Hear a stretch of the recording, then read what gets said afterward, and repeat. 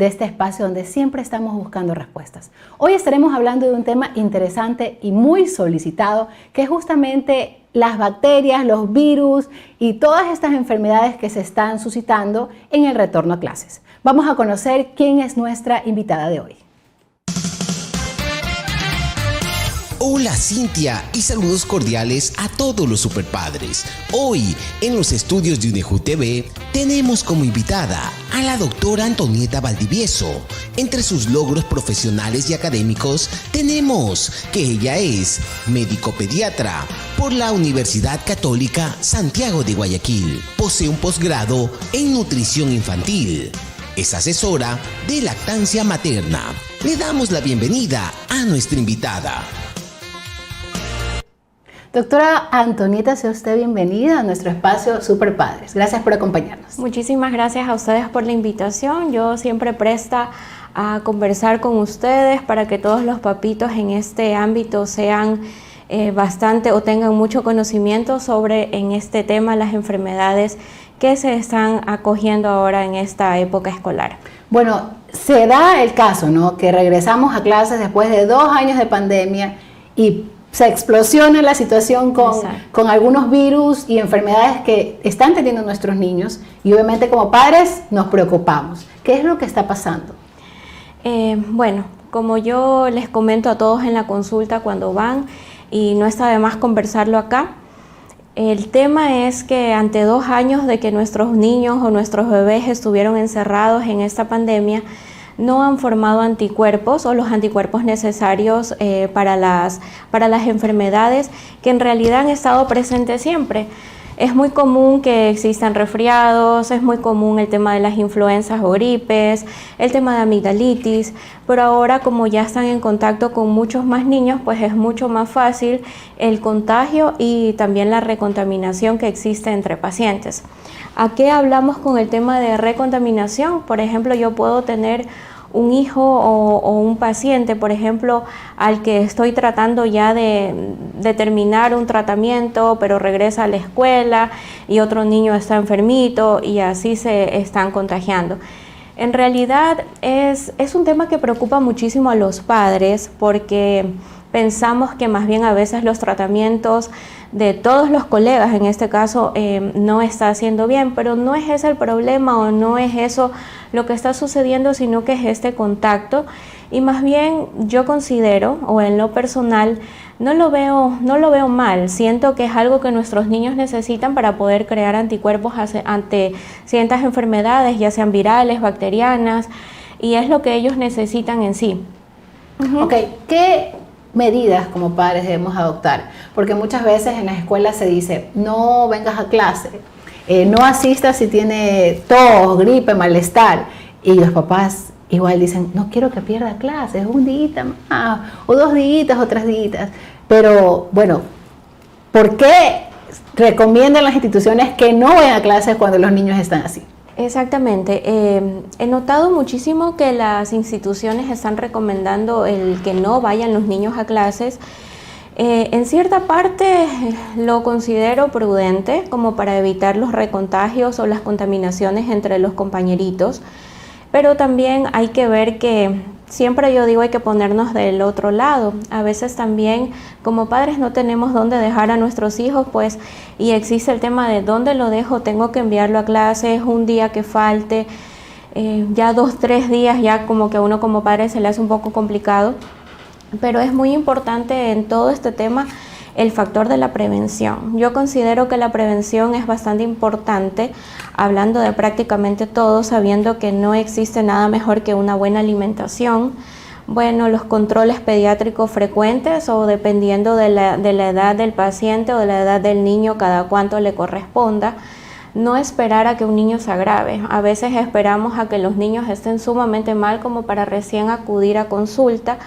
Las vacunas son algo súper importante, las vitaminas también, si es que existe algún déficit.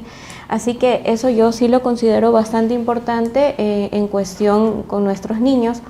Creo que como padres no deberíamos como que alarmarnos demasiado, a menos de que exista algún factor de riesgo en el niño o a menos de que existan signos de alarma que cada pediatra, dependiendo de la patología que presente el paciente, les pudiera informar en la consulta e ir clasificando a cada quien, recordar que cada enfermedad es diferente, que no porque un bebé o un niño está con fiebre es sinónimo de que tenga algo bacteriano y que tengamos que administrar antibiótico, sino se debería ir clasificando a cada enfermedad dependiendo de lo que se ve en la consulta médica. Hablamos un poco de lo que deben de tomar, digamos así, la prevención.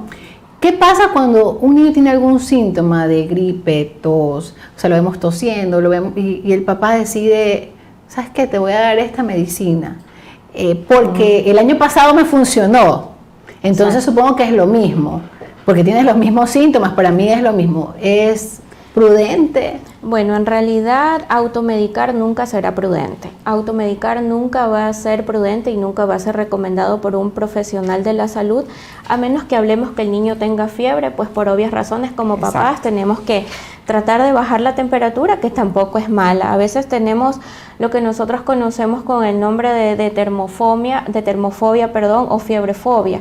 Tenemos un terror a la temperatura cuando la fiebre como tal es un mecanismo de defensa que tiene el niño ante alguna infección que está presentando, al igual que la tos. La tos no es mala, la fiebre no es mala, solamente hay que saber diferenciar y no hay que dejar que se agrave como tal. Pero en este caso, el tema de la automedicación no es recomendada, principalmente cuando existen temas de tos, porque para cada patología se dan diferentes cosas, para cada cosa que uno encuentra en el pulmón se van dando diferentes medicamentos. No es lo mismo dar un mucolítico que un antitusígeno, o sea, son dos cosas totalmente distintas. Más bien cuando tengo niños tosiendo demasiado y los padres les automedican un mucolítico, lo voy a tener tosiendo más porque está formando más moco.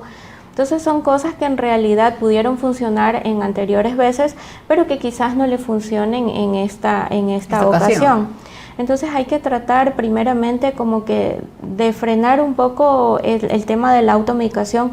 Llegan muchísimos niños automedicados, llegan muchísimos niños polimedicados, o sea, le pruebo primero hoy día una cosa, como no me funcionó mañana le pruebo otra cosa, le pregunto al primito que le estuvieron dando, al amiguito de la escuela y así van funcionando. O pásame la receta que tiene tu niño, porque como en esta situación viral que podemos llamar, cuando están todos en una misma aula, ¿se puede contagiar todo el aula de lo mismo o puede ser que tengan diferentes situaciones en diferentes casos? Por ejemplo, un resfrío, el otro tiene gripe y se puede dar y los padres decir, me paso la receta contigo porque es la misma situación. O sea, aparentemente uno podría sospechar que es la misma situación si es que la sintomatología es lo mismo, pero en realidad la única manera de saberlo es haciendo estudios. En este caso está bastante de moda el virus sincitial respiratorio, y para yo saber si en realidad es virus sincitial respiratorio tendría que mandar a hacer un hisopado. Recordemos que si bien es cierto ya no estamos dentro de pandemia como tal, pero el COVID se quedó, entonces también podría ser COVID.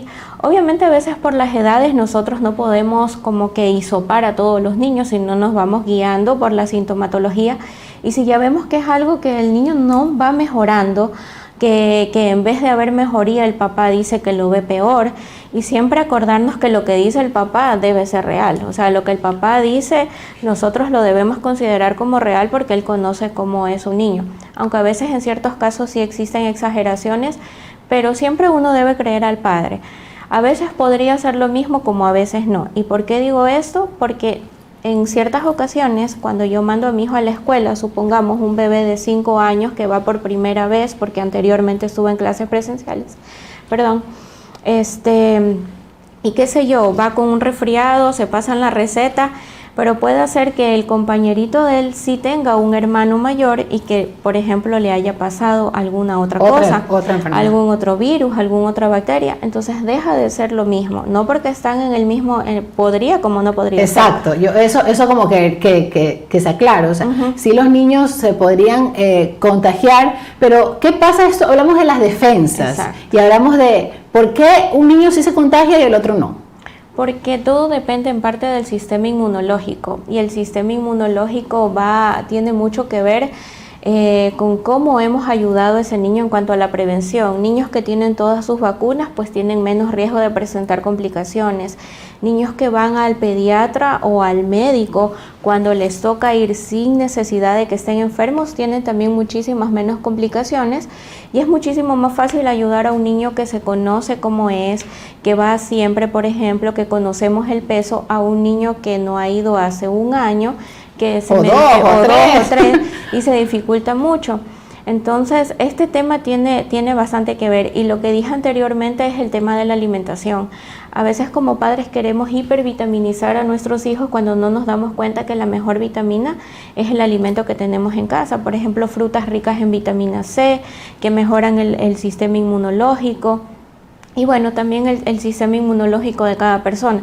A veces puede ser que un resfriado en un niño pare al tercer o cuarto día, pero puede ser que en otro niño le dure 5 o 6 días, 7 días, 8, y ahí uno tiene que ver si es que no se contaminó con algo más. Perfecto. Un niño sano, como padre que están acá los superpadres que no se han enfermado todavía, y dices, bueno, ¿cómo hago para que mi hijo no se enferme? Estamos hablando de la alimentación, que es importante. ¿Qué otra, aparte de la alimentación, usted sugiere para que los niños tengan esta prevención y que no salgan con ningún tipo de contagios, que es lo que como padres queremos que no les pase? Como padres nosotros quisiéramos que nuestros hijos nunca se enfermen, que nunca tengan fiebre, que nunca tengan tos. Pero actualmente, siendo sinceros, pues el clima tampoco colabora mucho. Así es. Estamos en época de invierno, entonces es bastante complicado. Estamos en época de dengue, entonces hay que aprender a diferenciar, y algo muy importante es no automedicar.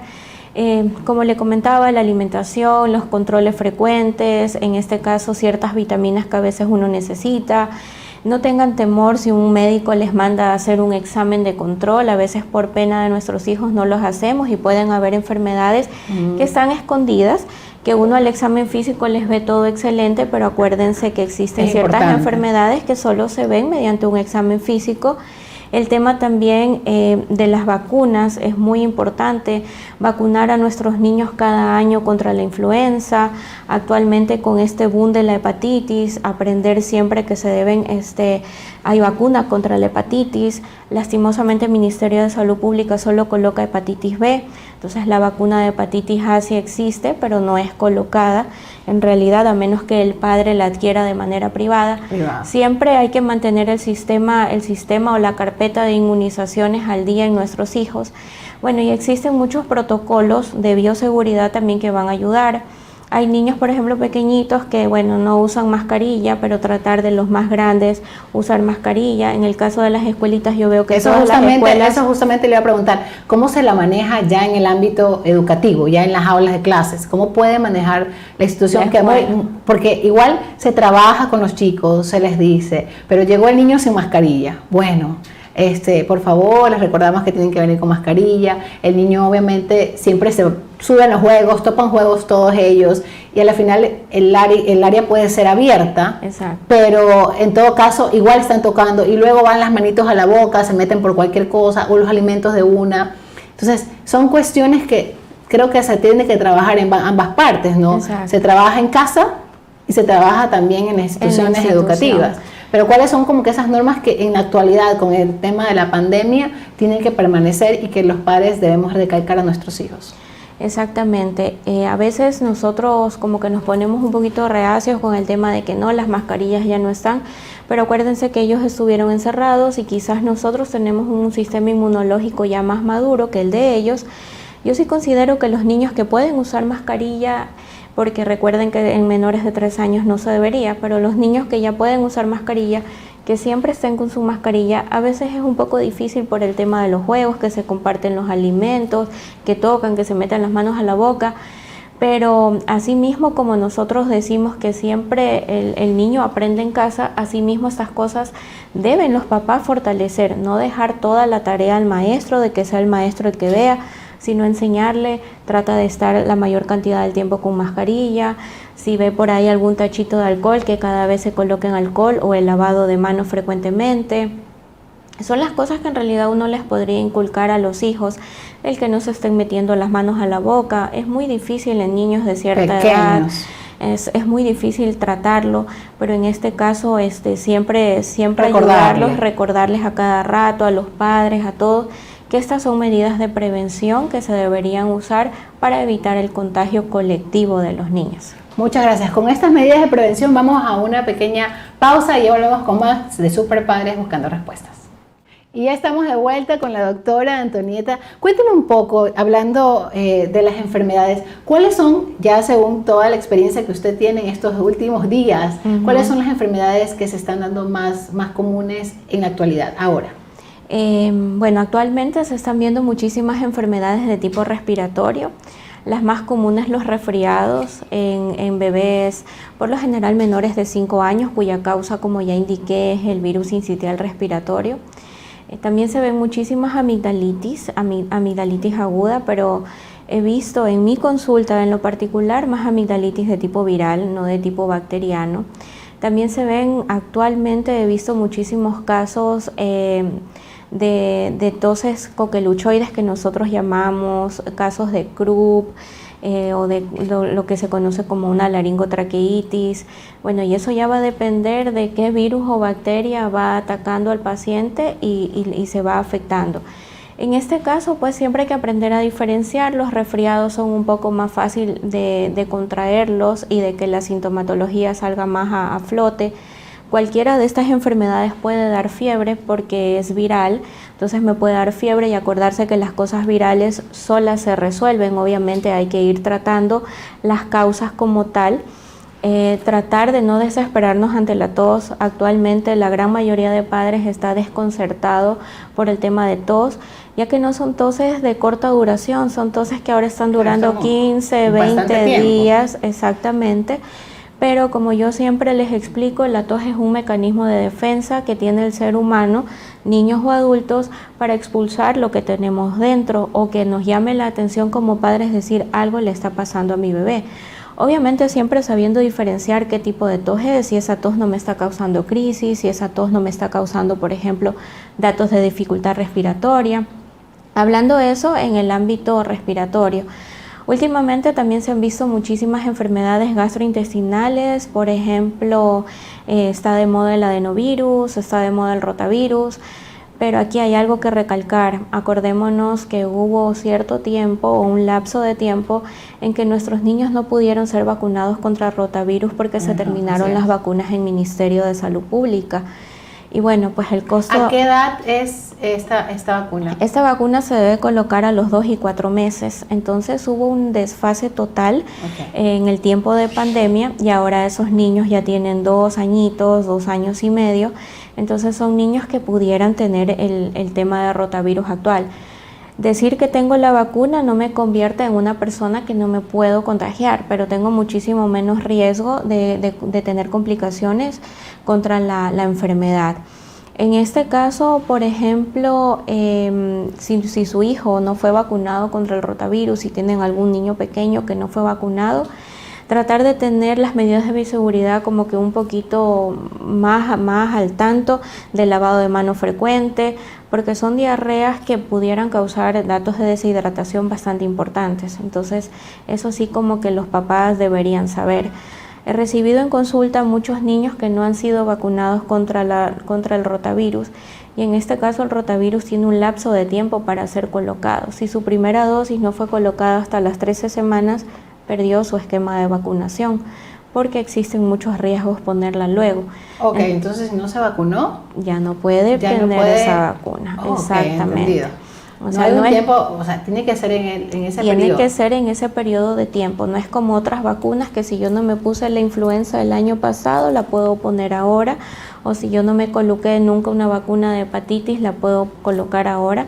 Esa es una vacuna que si no la recibió cuando se tenía que poner, pues ya no la puede adquirir. Entonces, si su niño es uno de esos niños que no adquirió la vacuna de rotavirus o que no se la dieron porque es por vía oral, en este caso sí tendríamos que tener como que medidas de precaución un poquito más. Hay una pregunta que hacía Marisol Paladines sobre el retorno a clases. Y justamente hace unos días veía algunos comentarios de padres de familia que decían, yo creo que para los niños más pequeños deberían regresar a clases online. y algunas personas comentaban y decían, ay sí, mejor que regresen y todo. Bueno, desde su perspectiva, esto del retorno a clases, ¿qué piensa? O sea, ¿es lo correcto? ¿Debemos ya adaptarnos a esto y adaptarnos a las diferentes bacterias? Porque, si bien es cierto, en los tiempos antes de la pandemia también había gripe, también había resfriados, o sea, habían estas situaciones. Pero el hecho de haber la palabra COVID y después de todo lo que hemos pasado durante estos 2 años, siempre hay ese temor y ese miedo por parte del padre. De los padres, exacto. Es una pregunta bastante contradictoria, por así decir, pero no voy a hablar un ratito como pediatra, sino voy a hablar como madre. Como madre, yo considero que los niños tienen que tener contacto con otros niños. Si bien es cierto, nuestros hijos pasaron encerrados en una burbuja de cristal durante bastante tiempo, en donde el sistema inmunológico, que ya era inmaduro, por así decirlo, está más inmaduro todavía. A veces, como papá, también me da un poco de temor el tema de los contagios, pero también hay que aprender que es la única manera que nuestros hijos creen anticuerpos contra ciertas enfermedades que, como bien es dicho, han existido siempre. El rotavirus, el adenovirus, la influenza, los resfriados comunes han estado siempre, pero es el temor del COVID el que nos hace como que querer dar un paso hacia atrás hacia este regreso a clases. Todo va a depender de la información que tenga el padre, todo va a depender del grado de información que les dé su pediatra y también de lo conscientes que podamos estar de si de verdad nuestros hijos acudieron o no acudieron siempre a controles y que uno diga, bueno, mi hijo sí inmunológicamente está preparado, tiene vacunas. Solo hay que tener un poquito de paciencia en que se enfermen, creen anticuerpos y después yo creo que todo va a ir pasando. Considero que no es lo ideal regresar y otra vez meterlos en la burbuja porque en algún momento tienen que regresar a reunirse y va a volver a pasar lo mismo. Entonces, todo a tiempo, yo creo que hay que tener muchísima paciencia, hay que aprender a no desesperarnos, hay que tener siempre de la mano al pediatra de cabecera de los niños y que esté en contacto. Como dije en la primera parte, las fiebres son lo que más asustan, pero aprender a que la fiebre es un mecanismo de defensa que tienen los niños, la tos igual, entonces solo hay que aprender a manejarlos como padres. O sea, esa sería mi recomendación. Cuando estamos en la escuela, por ahí veo que están comentando sobre la caja de mascarilla. Lo ideal sería cambiarla cada 4 horas. Sé que en cada institución educativa han pedido mascarillas como para hacer los cambios, pero también viene la otra parte. Si les vuelven a pedir mascarillas, también veo que la gente se queja de que por qué les vuelven a pedir. Así es. Entonces, aprender que nuestros hijos les están cambiando constantemente la mascarilla porque los filtros ya no valen. Y aparte recuerden que ellos se ensucian, que ellos no las pueden mantener, a veces se las bajan, las suben con sus manitos. O se las sacan y las pierden o las rompen. Exacto, entonces seamos conscientes también de que hacer cambios frecuentes de mascarilla nos va a ayudar bastante en este tema. Hay un tema, una pregunta de parte de Lady Cristina Cuenca, dice, ¿existe un virus que se da en niños y niñas y les da en la boca, manos y pies en forma de granitos? ¿Cómo se puede combatir ese virus y por qué se da? Bueno, ese de ahí es un virus, es el virus Coxsackie, es lo que nosotros conocemos con la enfermedad mano-pie-boca. Lo vuelvo y lo repito, es un virus que ha habido siempre, solamente que no era tan frecuente quizás anteriormente. Combatirlo como tal, medidas de bioseguridad, porque al ser viral no podría yo decirle usted dándole esta medicina va a combatir al virus, porque no va a pasar eso. Ahora, hay que ser bastante consciente y sin ánimo de ofender ni nada, pero a veces tratamos de cuidar a nuestros hijos de que no vayan a la escuela, pero los sacamos a otros lugares en donde están con niños. Entonces, tratar eso. Si tengo yo un niño chiquitito que quizás yo soy consciente que no ha sido inmunizado, que no ha ido al pediatra y tanta cosa, tratar de que no tenga contacto con más personas, pero hablando de contacto directo con una persona que antes de tocarlo no se lavó las manos. No sé si ustedes han dado cuenta que antes era así, o sea, yo veía un niño en la calle, me parecía bonito y todo el mundo lo tocaba, y como experiencia personal, Voy a comentar algo que lo me pasó. besaban, Exacto. o sea, y era bebé, y por lo general, bueno, yo amo los bebés, pero es como, ok, primero el alcohol, después Exacto. así, es como, oh, me encanta, pero nunca besarlo. Sé que eso sí es como que algo mi mamá me decía, todo lo que sea, lo puedes topar, mirarlo, todo, pero jamás besarlo. Como experiencia personal, cuando mi bebé tenía 6 meses, ustedes saben, bueno, uno salía y todo, todavía no estábamos en pandemia, y estábamos en el shopping y alguien la tocó, una niña. Obviamente en esa época no era que no la toques, no hagas esto. Una semana después, 6 meses de vida, varicela. Fue una experiencia sumamente traumatizante para mí, para ella, porque duele demasiado el tema de las lesiones, no pueden comer. Pero ahí aprendí yo, a pesar de que no era pandemia, a aprender a decir no, no lo toquen, o por favor lávense las manos. Y lo mismo pasa ahora. Ventajosamente el tema de COVID nos enseñó a que nuestros hijos, cuando alguien los quiera coger, se laven las manos antes. Y eso debió haber sido siempre, sino que ahora estamos aprendiendo cómo en realidad se debería tocar a un bebé, por ejemplo, menor de 6 meses, menor de 1 año, en que no tiene su esquema de vacunación completo y que puede pasar eso. Hay una interrogante por parte de Viviana Mendoza, dice, mi hijo recién cumplió los 3 años y quería llevarlo a vacunar contra el COVID, pero está agripado. ¿Cuánto tiempo tengo que esperar?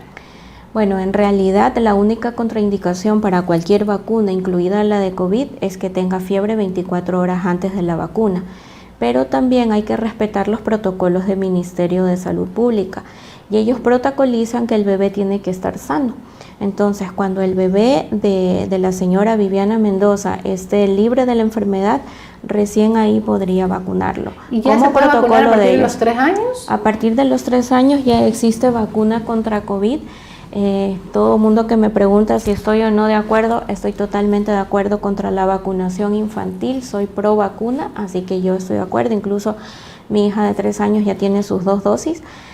Porque igual va a estar en contacto con más niños y yo quisiera que si le llega a dar la enfermedad no le dé con complicaciones, que es lo que todos queremos. Entonces está perfecto que usted quiera vacunar a su bebé, pero en este caso tenemos que seguir los estándares del ministerio, que es cuando el bebé esté totalmente sano. Doctora, quiero agradecerle por poder solventar y contestar todas las preguntas de todos nuestros superpadres. ¿Cuál es el mensaje acá directo para ellos que le deja a usted sobre este tema que ahora, como lo estamos diciendo durante toda la entrevista, es realmente preocupante para los padres? ¿Cuál es el mensaje que lo deja ahora, así como doctor y madre con los dos? ¿Cuál es el mensaje que les dejaría? Bueno, el mensaje directo para todos en este caso sería que no dejemos de lado todas las medidas de bioseguridad que se han estado llevando a cabo durante todo este tiempo. No hay que bajar la guardia, hay que seguir con nuestros hijos. Cuando hablo de no bajar la guardia, no solamente me refiero al uso de mascarillas, me refiero a todo el contorno. Recordemos que un niño es un niño como tal, pero detrás de él o delante de él siempre hay una familia que es quien lo protege. Y en este caso seamos nosotros quienes protejamos a nuestros hijos. Recuerden que un niño no puede ir solo al pediatra, que un niño no puede ir solo al centro de salud a vacunarse, que un niño no puede alimentarse por sí solo. Entonces somos nosotros como padres los encargados de tratar de que todo lo que nosotros hagamos para nuestros hijos sea en beneficio de ellos. Muy bien, muchas gracias. Antes de cerrar, hay una pregunta que me llamó la atención y que realmente me da curiosidad. Dice, ¿algún medicamento que recomiende para ayudar a los niños a subir las defensas en esta etapa escolar? En realidad existen muchísimos, pero todo depende de cada niño. No le puedo dar a uno lo que le doy al otro, según la edad, según la situación, según el peso. Claro, no se puede generalizar este tema de subir las defensas como tal. Todo va a depender de si de verdad está bajo en defensas, porque yo no puedo a ciencia cierta decir su niño está bajo en defensas. Para catalogar a un niño con inmunodeficiencias, ya sean primarias o secundarias, se deben hacer exámenes de laboratorio o por lo menos que sea, qué sé yo, paciente y yo vea que cada mes se enferma de algo que me llame la atención, podría ayudarle. Pero un niño que está sano, que no tiene bajas defensas, no necesita entonces tomar algún tipo de vitaminas o medicinas. No necesita. Por ejemplo, rápido hablar, Hay papás que se molestan cuando, por ejemplo, uno no les manda una vitamina, pero si no la necesita no tiene por qué tomarla. Las hipervitaminosis también son malas. Todo tiene que ser de acuerdo al déficit de cada paciente. Si el niño tiene de verdad una inmunodeficiencia, ahí sí, y siempre se va ayudando, por ejemplo, del infectólogo o de lo que el niño necesite. Si está bajo peso, tratar de que suba de peso mediante alimentación, no mediante suplementos o mediante papillas, o tratar de dar ese tipo de cosas. A veces sí, en ciertos casos, pero todo va a depender del niño, del peso, de la edad, de todo lo que ha venido hacia atrás, si es alérgico, si no es alérgico. O sea, todo eso tiene muchísimo que ver.